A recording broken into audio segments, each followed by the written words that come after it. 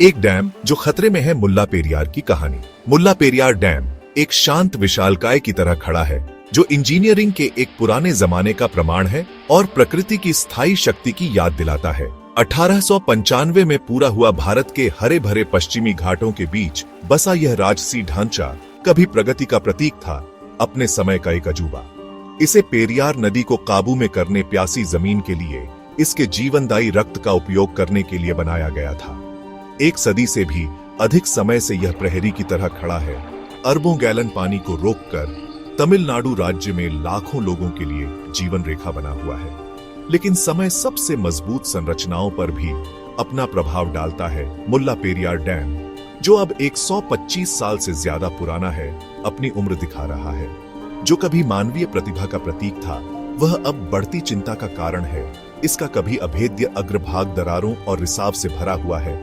इसकी संरचनात्मक अखंडता पर सवाल उठाए जा रहे हैं। एक अलग युग में डिजाइन और निर्मित यह डैम अब बदलते मौसम, अधिक लगातार और तीव्र बारिश, भूकंपीय गतिविधि वाली ऐसी जगह की चुनौतियों का सामना कर रहा है जो पृथ्वी के झटकों से अपरिचित नहीं है। मुल्ला पेरियार डैम सिर्फ एक इंजीनियरिंग चमत्कार नहीं है, यह प्रकृति, मानवीय महत्वाकांक्षा और निरंतर सतर्कता और समय पर हस्तक्षेप की अक्सर अनदेखी की जाने वाली जरूरत के बीच जटिल परस्पर क्रिया का एक सूक्ष्म जगत है।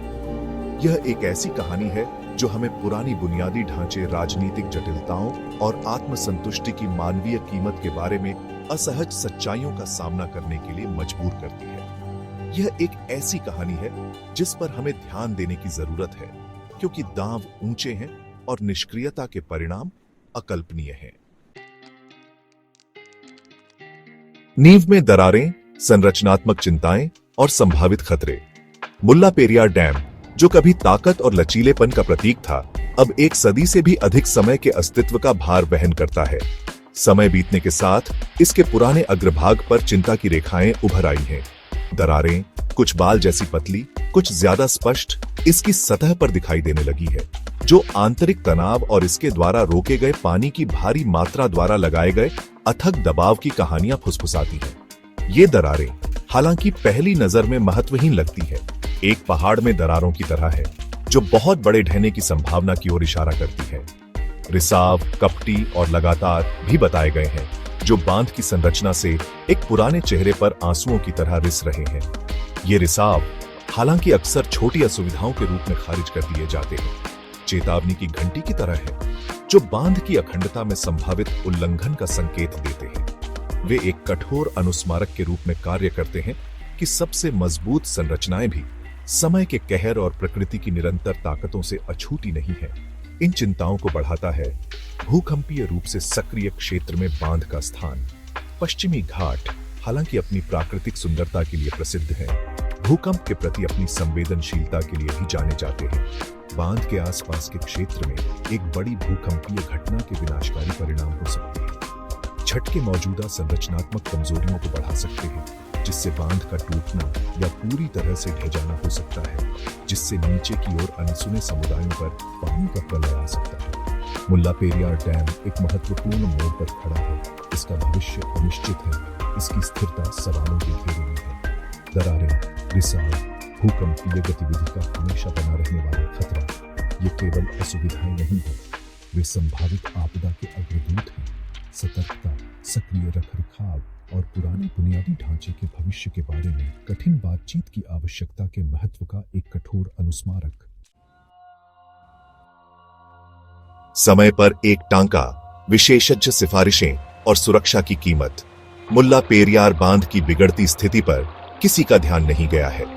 इंजीनियरों, भूवैज्ञानिकों और अन्य विशेषज्ञों ने चिंताएं व्यक्त की हैं। उनकी चेतावनियां सत्ता के गलियारों से गूंज रही हैं, संभावित तबाही को टालने के लिए तत्काल कार्रवाई का आग्रह कर रही है। उनकी सिफारिशें हालांकि उनके दृष्टिकोण में भिन्न हैं, एक महत्वपूर्ण बिंदु पर अभिसरण करती है। बांध अपनी वर्तमान स्थिति में एक महत्वपूर्ण जोखिम पैदा करता है और इसकी दीर्घकालिक सुरक्षा की गारंटी नहीं दी जा सकती है। कुछ विशेषज्ञ मौजूदा संरचना के व्यापक पुनर्वास की वकालत करते हैं। वे बांध की नींव को मजबूत करने, दरारों और रिसाव की मरम्मत करने और भूकंपीय गतिविधि के प्रतिरोध को बढ़ाने के उपायों को लागू करने का प्रस्ताव करते हैं। यह दृष्टिकोण, जबकि अल्पावधि में कम विघटनकारी है, अपनी चुनौतियों के साथ आता है। इस तरह के उपक्रम की लागत काफी होगी और लंबे समय में इन उपायों की प्रभावशीलता बांध की उम्र और प्राकृतिक ताकतों की अप्रत्याशित प्रकृति को देखते हुए अनिश्चित बनी हुई है। अन्य विशेषज्ञ अधिक कठोर फिर भी संभावित रूप से सुरक्षित समाधान का प्रस्ताव करते हैं, मौजूदा बांध को बंद करना और एक नया बांध बनाना। उनका तर्क है कि यह नया बांध आधुनिक तकनीक और सामग्रियों का उपयोग करके बनाया जा सकता है, जिसमें समय की कसौटी और बदलते मौसम द्वारा उत्पन्न चुनौतियों का सामना करने के लिए नवीनतम सुरक्षा मानकों और डिजाइन सिद्धांतों को शामिल किया गया है। हालांकि यह दृष्टिकोण अधिक स्थायी समाधान प्रदान करता है, यह अपनी कमियों के बिना नहीं है। एक नए बांध का निर्माण एक बड़ा उपक्रम होगा, जिसके लिए महत्वपूर्ण वित्तीय संसाधनों, समय और वर्तमान बांध के आसपास के क्षेत्र में रहने वाले समुदायों के स्थानांतरण की आवश्यकता होगी। मुल्ला पेरियार बांध एक जटिल दुविधा प्रस्तुत करता है, तात्कालिक जोखिमों को कम करने और दीर्घकालिक सुरक्षा में निवेश करने के बीच एक संतुलनकारी कार्य। निष्क्रियता की कीमत संभावित रूप से विनाशकारी है। एक जोखिम जो सही करने के लिए कार्रवाई की लागत, महत्वपूर्ण है, मानव जीवन का संभावित नुकसान और बांध की विफलता से होने वाले तबाही की का समय खत्म हो गया है। निर्णायक कार्रवाई का समय अब है। खंड 4। जब बांध टूटते हैं, तबाही का एक झरना। बांध का टूटना केवल एक इंजीनियरिंग आपदा नहीं है, यह अकल्पनीय अनुपात की मानवीय त्रासदी है। अरबों गैलन पानी का अचानक और अनियंत्रित रूप से निकलना, जो अक्सर मलबे और तलछट से भरा होता है, शांत नदियों को उग्र धार में बदल सकता है। उनके रास्ते में आने वाली हर चीज को बहा ले जाता है। घर, व्यवसाय, पूरे समुदाय पल भर में मिट सकते हैं, विनाश और दिल टूटने का निशान छोड़ जाते हैं। मुल्ला पेरियार बांध के टूटने के संभावित परिणाम विशेष रूप से भयानक है। बांध भारी मात्रा में पानी को रोक कर रखता है। इसकी पुरानी दीवारों के पीछे एक वास्तविक झील फंसी हुई है। भूकंप, संरचनात्मक विफलता या कारकों के संयोजन के कारण होने वाला उल्लंघन एक विनाशकारी बाढ़ लाएगा, जिससे पानी की एक दीवार नीचे की ओर बढ़ेगी।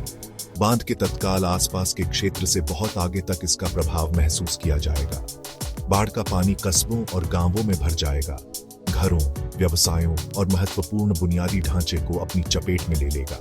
सड़कें, पुल और संचार नेटवर्क टूट जाएंगे, समुदाय अलग थलग पड़ जाएंगे और बचाव प्रयास बाधित होंगे। मानवीय कीमत नापी नहीं जा सकेगी।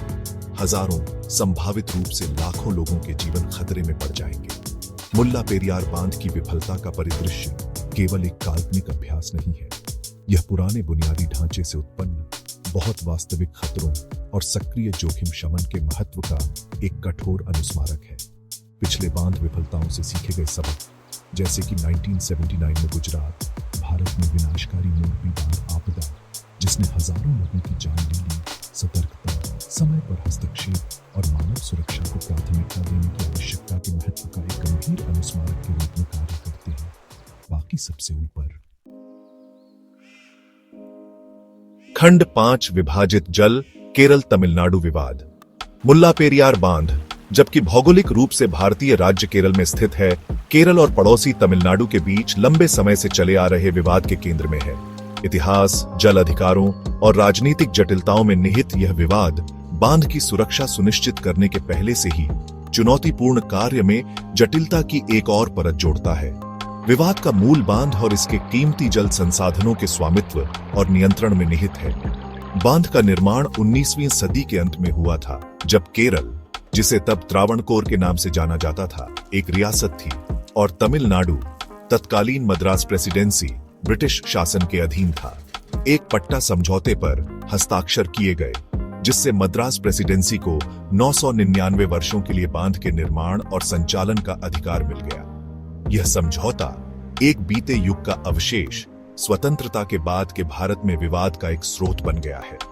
केरल का तर्क है कि पट्टा समझौता अनुचित और पुराना है, जल साझाकरण व्यवस्था के पुनर्मूल्यांकन और बांध के संचालन पर अधिक नियंत्रण की मांग करता है। सुरक्षा चिंताओं और अपने लोगों के हितों की रक्षा करने की आवश्यकता का हवाला देते हुए। दूसरी ओर, तमिलनाडु मौजूदा समझौते के तहत अपने कानूनी अधिकारों का दावा करता है। अपने दक्षिणी जिलों में सिंचाई और पेयजल आवश्यकताओं के लिए बांध के जल संसाधनों पर निर्भर करता है। मुल्ला पेरियार बांध विवाद भारत जैसे देश में जल प्रबंधन की जटिलताओं को उजागर करता है, जहां जल संसाधन अक्सर राज्य की सीमाओं में साझा किए जाते हैं। यह एक सहकारी और न्याय संगत दृष्टिकोण की आवश्यकता को रेखांकित करता है, जो इस महत्वपूर्ण संसाधन के सतत प्रबंधन को सुनिश्चित करते हुए सभी हितधारकों की सुरक्षा और कल्याण को प्राथमिकता देता है।